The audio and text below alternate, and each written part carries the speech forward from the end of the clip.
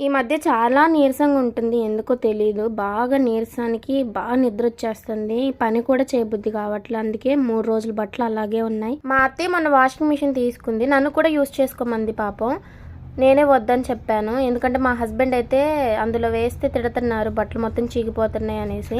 అందుకోసం అనేసి నేను నాకు ఓపిక ఉన్నప్పుడు చేత్తోనే ఉతుకుతున్నాను.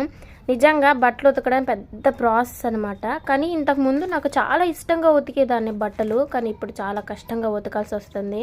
ఇంకా మోనుగాడు సోనుగాడు అందరూ ఉండి ఇంకా వాళ్ళు స్కూల్కి వెళ్ళేటప్పుడు, నేను కాలేజీకి వెళ్ళేటప్పుడు ఇంకా మరీ ఇబ్బంది అయ్యిద్ది అనుకుంటా. ఎందుకంటే చాలా పని ఉంటుంది కాబట్టి.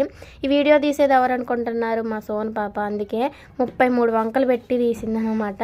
మొత్తానికైతే తీసిందిలేండి, పాపం మెచ్చుకోవాల్సిందే. స్కూల్ స్టార్ట్ అయిపోయినాయి అంటేనే భయం వేస్తుంది. ఎందుకంటే పిల్లల్ని స్కూల్కి పంపించాలి, ఫీజులు, వాళ్ళ బట్టలు, ఇవన్నీ మన మిడిల్ క్లాస్ వాళ్ళకి ఎట్లయినా భారంగానే ఉంటుంది.